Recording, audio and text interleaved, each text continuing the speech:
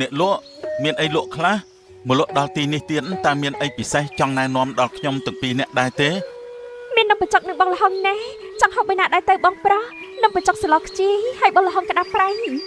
ណែអញហូបអីដែរយើងហូបនំបញ្ចុកហើយគ្នាក៏ហូបនំបញ្ចុកដែរនំបញ្ចុក2ចានមកអូននៅទីនេះមានភ្ញៀវទេសចរមកលេងកម្សាន្តច្រើនដែរអត់ចាមានជាហោហែដូចគ្នាពេលខ្លះមកច្រើនហើយពេលខ្លះក៏តិចតួចតាមរដូវកាលដូចគ្នាណាចាបងនំបញ្ចុកបងទាំងពីររួចរាល់ហើយបានអរគុណអូនមានបងប្អូនប្រមាណអ្នកហើយឪពុកម្ដាយនៅជាមួយអូនរាល់ថ្ងៃតើខ្ញុំនៅជាមួយឪពុកបង្កើតនិងម្ដាយចឹងម្ដាយបង្កើតរបស់ខ្ញុំបានលាចាក់លោកហើយទោះយ៉ាងណាក៏នៅសល់ឪពុកដែរ2ចាននេះអស់ប្រមាណដែរអូនចាមួយចានតែ2000រៀលទេសម្លឆ្ងាញ់ហើយបានច្រើនទៀតបងឲ្យ10000ទៅចុះសម្រាប់2ចាននេះខ្ញុំអាប់ជូនបងវិញ3000រៀលណាអរគុណបងដែលបានជួយហូបលេងសិនហើយណាបងដល់លេងឲ្យសប្បាយចាស់សម្លនំបញ្ចុកស្លឆ្ងាញ់ប៉ុណ្ណឹងទៅហើយចុះតម្រាំទៅធ្វើម្ហូបប្រចាំថ្ងៃទៀតមិនដឹងជាឆ្ងាញ់ប៉ុណ្ណាទេតែមិនឃើញគេសោះឯងដូចជ្រើមគេដល់ហើយណោះយើងនិយាយតាមជាក់ស្ដែងសម្លគេក្លិនឈ្ងុយតែម្ដងហូបហើយជាតិណាស់គិតដល់ណាទេមិត្តខ្ញុំនេះបងហូបនំបញ្ចុកឬក៏បងលហុងអីដែរទេក្មួយទាំងពីរចង់ហូបនំបញ្ចុកក៏បានព្រោះទឹកសម្លរបស់ក្មួយភ្លិនឆ្ងាញ់ណាស់បុកល្ហុងក៏មិនណយបងសុំនំបញ្ចុកមួយហើយអូនឯងហូបអីនំបញ្ចុកឬក៏បុកល្ហុងខ្ញុំបុកល្ហុងមួយហើយនំបញ្ចុកមួយចានទៀតសម្រាប់ពូអ្នកចៅទូចាខ្ញុំនឹងដាក់ជូនភ្លាមឆ្ងាញ់មែនតើគេទៅសើថាមានអ្នកលក់នំបញ្ចុកឆ្ងាញ់នៅលើទូកឥឡូវនេះបានជួបហើយក្មួយភ្លៀនធ្វើម្ហូបក៏ឆ្ងាញ់ដែរអ្នកណាបានធ្វើជាប្រពន្ធដឹងតែសំណាងលើសំណាងហើយប្រហែលអូននំបញ្ចុកហើយបុកល្ហុងតែនំបញ្ចុកនឹងបុកល្ហុងអស់11000រៀលមិនបាច់អាប់ទេបងឲ្យទុកចាយអត់ទេបងខ្ញុំយកទៅថ្លៃលក់ទេហត់នេះអាប់ជូនបងវិញ4000រៀលណាខ្ញុំលាបងសិនហើយពូតោះបន្តដំណើរទៅមុខទៀតបាទទៅមុខបន្តទៀតលក់អស់ហើយមែនទេអូនអត់មានសល់ខ្លះសម្រាប់បងហូបទេអីឬក៏ចង់ឲ្យបងហូបអីផ្សេងដែលមិនមែនជារបស់ដែលអូនធ្វើលក់បងចង់ហូបនំបញ្ចុកបងអាចហូបបានពេលខ្ញុំចិត្តចេញទៅលក់ឬក៏បងអាចចែកទឹកមកតាមទិញខ្ញុំនៅលើផ្ទះបងនិយាយនេះគឺបងចង់សម្ដៅដល់អូននំបញ្ចុកបុកល្ហុងបងហូបសឹងទៅមុខចិត្តដូចវាទៅហើយព្រោះតែអូនឯងជាអ្នកលក់មិនគិតថាឲ្យបងបានសាកអីដែលថ្មីទេខ្ញុំប្រញាប់ទៅផ្ទះលីហើយណាអូនឯងក៏គួរតែដឹងហើយថាអ្វីដែលបងចង់បានបងត្រូវតែយកឲ្យបានមកដល់ល្មមតែដាំបាយធ្វើម្ហូបទៅឯងមិនចង់ចូលផ្ទះវិញទេឲ្យតែបានចេញពីផ្ទះហើយឯងស្អប់ផ្ទះរបស់ឯងខ្លាំងណាស់ហើយមើលទៅនោះបានជាធ្វើបែបនេះចាំមិនស្អប់ផ្ទះតែមិញចាំមានអូនទៅណាហើយចង់ឲ្យគេជួយខ្ញុំខ្លះបានទេជួយស្អីឯងចង់ប្រើកូនយើងផងកូនយើងគេទៅដើរលេងមិនតាន់មកវិញទេឯងមកពីលក់ដូរដាំបាយធ្វើម្ហូបទៅកុំប្រចាំអ្នកដែលទៅដើរលេងនោះប្រចាំខុសរបៀបចាខ្ញុំធ្វើក៏បានដែរបើកូនមិញនឹងមិញមិនចេះធ្វើនោះអើយយើងចង់ប្រើឯងឆាប់ទៅឯងជួយកូនធ្វើម្ហូបផងទៅព្រោះថ្ងៃនេះខ្ញុំឃ្លានណាស់ខ្ញុំត្រូវការហូបបាយលឿនខ្ញុំរវល់មិនបានជួយធ្វើទេឯងទៅជួយធ្វើនាងទៅបើចង់ឲ្យឆាប់រួចបានហូបនោះជាប្រពន្ធម៉ាក់ស្អីហ្នឹងប្តីប្រើមិនបានសោះប្រពន្ធគឺបែបនេះគឺមិនខ្ចីធ្វើទេខ្ញុំពិបាកនិយាយណាស់កុំនិយាយស្ដីថាខ្ញុំចឹងនោះខ្ញុំនៅនឹងរត់ចោលហើយណាទុកថាប៉ុណ្ណាព្រោះខ្ញុំធន់ជាមួយកូនឯងណាស់ស្មើកមួយថ្ងៃចេញបាត់ពីផ្ទះបើគ្នាធ្វើការលក់ដូរមិនឲ្យចេញបាត់ពីផ្ទះតែឲ្យគ្នានៅផ្ទះធ្វើអីចង់ឃើញមុខណាស់ទៅជួយលក់ដូរគ្នាទៅ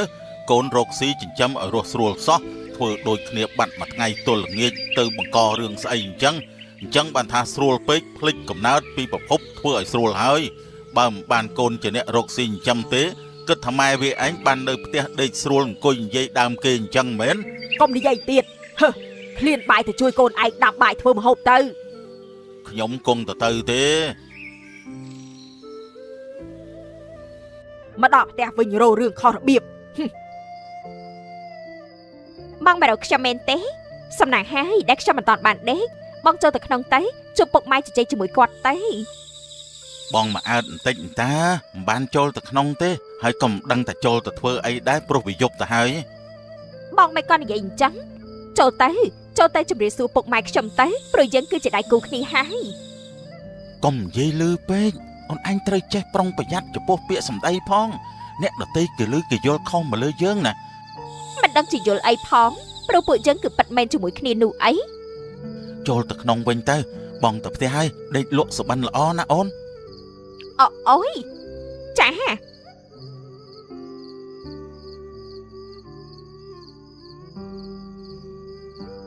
នេះការទៅមកពីណា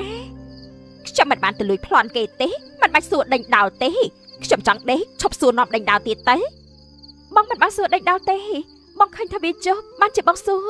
បើគ្មានរឿងអីទេបងដេញហើយដេកទៅកុំខ្វល់ពីខ្ញុំ អូននៅចាំបងដែរទេ ចាំតាជាបងប្រុសពីម្សិលមិញបងមកក្នុងភូមិមានការអីដែរទេ បងមកតាមគេតាមឯងហ្នឹងណាបើជ្រុលជាមកដើរលេងហើយចូលក្នុងភូមិតែម្ដងទៅចង់ដឹងតែផ្ទះនីមួយយ៉ាងដូចម្ដេចខ្លះតែចៃដន្យក៏បានមកឃើញអ្នកលក់សំណប់ចិនរបស់បងជំនួសវិញ ខ្ញុំជាអ្នកលក់ធម្មតាទេកុំដល់ថ្នាក់សំណប់ចិត្តអី ថ្មណាបានអូនឯងចេញទៅលក់ ពេលថ្ងៃត្រង់ណាបងពេលនេះរៀបចំបន្លែបន្លុកសិនបងដើរមើលក្នុងភូមិបន្តទៀតចុះណា បងចង់នៅមើលអ្នកលក់សំណប់ចិត្តបងវិញមិនចង់ដកខ្សែភ្នែកពីអ្នកលក់នេះទេឃើញហើយក៏បាក់ស្រុបភ្លានហើយគេមកធ្វើអីនៅទីនេះអូនមានដឹងទេថាការដែលនិយាយជាមួយមនុស្សប្លែកមុខវាជាគ្រោះថ្នាក់មួយដែលយើងមើលម្លងឯងចេតនាមកភូមិខ្ញុំនេះមានគោលបំណងអីខ្ញុំជាកូនមេភូមិផងប្រយ័ត្នខ្លួនបន្តិចទៅបើធ្វើអីផ្ដេសផ្ដាស់ឯងច្បាស់ជាមិនបានចេញពីភូមិនេះទេខ្ញុំមកក្នុងភូមិនេះដោយមេភូមិដឹងឮហើយអ្នកផ្សេងទៀតក៏មកជាមួយគ្នាដែរពួកយើងមកកំសាន្តមិនបានមកបង្កចំនួនទេយើងក៏មិនបានមកបង្កចំនួនអីដែរយើងនិយាយប្រាប់ទុកជាមុនទៅហើយតាបើឯងហ៊ានតែក្អកផ្ដេសផ្ដាស់យើងមិនទុកទេ អូយខ្ញុំឈឺកនណាស់អើយខ្ញុំក្អកអត់បានទេហ៎កុំចង់មកផ្ចាញ់ផ្ចាលជាមួយខ្ញុំអីណា អត់ទេបងទៅពេលក៏បកាយគ្នាអីខ្ញុំសុំទៅធ្វើការរបស់ខ្ញុំហើយណាកុំធ្វើឲ្យមានរឿងអី ប្រយ័ត្នខ្លួនទៅឯងអត់បានធ្វើអីខុសផងខ្ញុំមិនខ្វល់ទេនាំតែ stress អត់អំពើគ្មានប្រយោជន៍ដូចអ្នកនិយាយអាយុបន្តិចទៀតដឹងគ្នាហើយ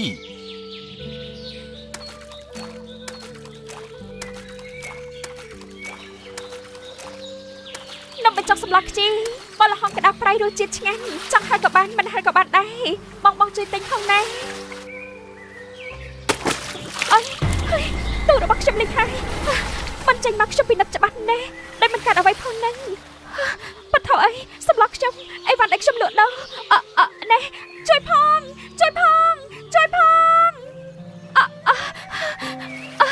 តិចអស់ហើយមិនតំបានលក់ស្រួលបើផងធ្វើយ៉ាងម៉េចទៅ បងឲ្យខ្ញុំធ្វើអញ្ចឹងធ្វើឲ្យភ្លេចខាត់បងលបងបានប្រាក់ឲ្យត្រូវខ្ទេចទាំងទូកនាងទៀតមើលឃើញហើយអាណិតនាងណាវាជាកំហុសរបស់នាងទេព្រោះតែនាងនិយាយជាមួយនឹងប្រុសផ្សេងដូច្នេះហើយយើងមានតែវិធីនេះទេដើម្បីឲ្យនាងដឹងពីលទ្ធផលដែលនាងអូសកាឡាជាមួយអ្នកផ្សេងមិនគួរឲ្យវាកើតឡើងទៀតទេបងធំអើយបងឯងចាប់អារម្មណ៍គេទៅធ្វើបាបគេធ្វើឲ្យទូកនាងលិចទឹកហើយឲ្យខ្ញុំទៅរុញកលាប់ទូកនាងទៀតអីវ៉ាន់លក់ដូរខាតទាំងស្រុងណាឯងក៏មិនចេះ ធ្វើអ្វីដែលយើងប្រាប់ទៅមានសិទ្ធិមកតវ៉ាទេព្រោះយើងជាម្ចាស់របស់ឯងបាទលោកបងកូនឯងកាន់ត្បាល់មកដូចឆ្នាំតែមានរឿងអីមិនគិតទៅលក់ដូរទេអីមកវិញធ្វើស្អីហ្នឹងបើអីវ៉ាន់របស់ខ្ញុំធ្លាក់ចូលទៅក្នុងទឹកអស់ហើយទូរបស់ខ្ញុំក៏លេចចូលទឹកដែរមិនដឹងថាមានអ្វីកើតឡើងទេវាធ្វើពុតច្បាស់ណាស់មិនដែលនៅសុកខ្លាយទៅជាបែបនេះទេ កូនឯងនេះខ្ជិលណាស់វាសុកចិត្តកំទេចរបស់របរចោលហើយដើរមកប្រាប់យើងថាកើតរឿងដោយនឹកស្មានមិនដល់នេះហើយកូនអកតញ្ញូរបស់ឯងនោះពិតជាមានរឿងបែបនេះមែនទេកូនចាប់បើខ្ញុំមិនបង្កើតព្រឹត្តិការណ៍ដើម្បីឲ្យខ្លួនខ្ញុំទៅនេះហើយនៅតែមកធ្វើអីចាប់ទៅចាយលុយស្រាប់ហើយស្រែកចេញអ្នករកប្រាក់មកជិះចាប់ខ្លួននោះទេកូនឪវាឯងនេះវាកំពុងតែដៀបដាបខ្ញុំហើយឯងស្ដាប់ឮហើយនៅត្រង់ហ្នឹងវាហ៊ានណាស់ ឯងឈប់ស្រែកសិនទៅ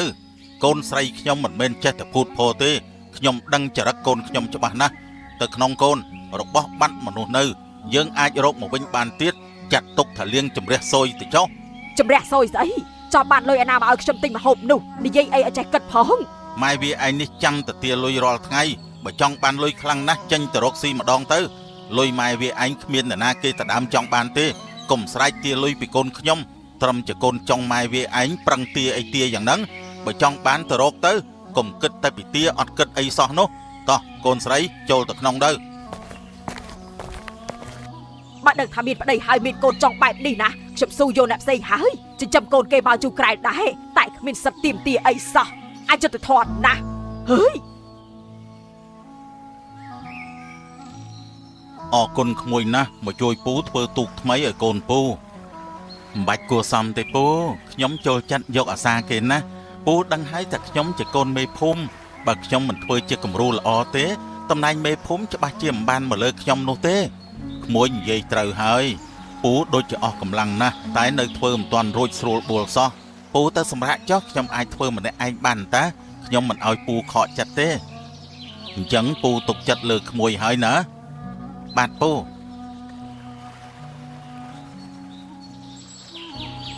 បងពិសាទឹកសិនទេអរគុណបងណាស់ដែលបានជួយខ្ញុំនឹងពក អរគុណបងឲ្យទឹកបងបងទទួលយកហើយថ្ងៃក្រោយត្រូវតែស្ដាប់តាមបងណាយល់ទេអូន ស្ដាប់បងរឿងអីដែរទេបងមិនអាចប្រាប់ខ្ញុំផងហ្នឹង គឺគ្រប់រឿងជាពិសេសអូនគួរនិយាយជាមួយអ្នកផ្លែកមុខទេបងមិនចូលចិត្តទេដែលអូនទៅនិយាយជាមួយគេវាធ្វើឲ្យបងមិនអាចទ្រាំបាន បងនិយាយពីអីខ្ញុំស្ដាប់យូរហើយនៅតែមិនយល់ពីន័យដែលបងចង់ប្រាប់ខ្ញុំទេ ន័យរបស់បងគឺហាមមិនឲ្យអូនទៅជជែកជាមួយអាម្នាក់ស្អីនោះទេបងមិនចូលចិត្តពេលអូនជជែក តែវាជាសិទ្ធិរបស់ខ្ញុំបងមិនអាចហាមខ្ញុំមិនឲ្យនិយាយជាមួយម្នាក់នេះហើយខ្ញុំត្រូវអត់និយាយដែរឡើយខ្ញុំមានសិទ្ធិសេរីភាពរបស់ខ្ញុំក្នុងការបញ្ចេញមតិរបស់ខ្ញុំ និយាយឲ្យស្ដាប់គ្នាអត់បានមែនមកនេះមកយើងនឹងដោះស្រាយគ្នាឲ្យចប់នៅក្នុងពេលនេះទៅព្រោះខ្ញុំហាមស្អីឲ្យនាងត្រូវតែស្ដាប់ កុំធ្វើបាបខ្ញុំអីលេងខ្ញុំភ្លាមទៅតើបងជាអ្នកណាទេមានសិទ្ធិអីមកលើខ្ញុំនោះជាងត្រឹមតែជាអ្នកភូមិជាមួយគ្នាទេកុំធ្វើអីឲ្យវាហួសព្រំដែនពេកអី ខ្ញុំមានសិទ្ធិបញ្ជាលើមនុស្សហើយគ្រប់គ្នាត្រូវតែស្ដាប់ ត្រូវតែស្ដាប់តាមយើងមកវិញភ្លាមឆាប់មកវិញឥឡូវនេះយើងបញ្ជាហើយ បងមិនផុសគាត់របស់ពូដែលខ្វាច់ចូលអញ្ចឹងពូទៅមើលគាត់ផងទៅគាត់ចង់ធ្វើបាបខ្ញុំហើយក៏អាចនឹងធ្វើបាបអ្នកផ្សេងដូចគ្នាតាមសភាពរបស់គាត់ពេលនេះ ឆាប់ទៅក្មួយពួកយើងមកនេះទៅជាមួយគ្នាកូនប្រុសឈប់ទៅកូនយើងទៅផ្ទះយើងវិញខ្ញុំមិនទៅទេខ្ញុំនឹងកំទេចវាចោលកំទេចឲ្យវាខ្ទេចអស់ ខ្ទេចឲ្យអស់ទៅពួកអញមិនសមចេញមកជារូបជារាងទេខ្ទេចទៅខ្ទេចទៅតើកម្មអីធ្លាក់មកលើកូនខ្ញុំពីរនាក់ឯងចាប់កូនយើងទៅផ្ទះយើងវិញឲ្យពូសុំទោសផងណាកូនពូមានបញ្ហាផ្លូវចិត្តមិនដូចជាមនុស្សយើងធម្មតាទេអាចនិយាយបានថាសតិកូនប្រុសពូគឺបាត់បង់នៅពេលដែលម្ដាយគេស្លាប់ចោលគេក៏ធ្វើឲ្យគេពេលនេះคล้ายទៅជាបែបនេះពូនឹងសងជំងឺចិត្តក្មួយណាបើក្មួយចង់បានប្រមាណក្មួយប្រាប់ពូមក ខ្ញុំមិនចាប់បានអ្វីពីពូទេសូមត្រឹមតែពូព្យាបាលគាត់ឲ្យបានជាដូចដើមវិញទៅបើសិនជាគាត់នៅតែបន្តបែបនេះអ្នកភូមិនឹងស្ថិតនៅក្នុងសភាពគ្រោះថ្នាក់មិនខានឡើយ ពូដឹងពូនឹងកែប្រែស្ថានភាពនេះពូនឹងព្យាបាលកូនពូឲ្យគេត្រឡប់មកដូចដើមវិញអរគុណក្មួយហើយដែលមិនប្រកាន់ទោសអូសដំណើរអ្វីច្រើនមកលើកូនពូ ចាពូ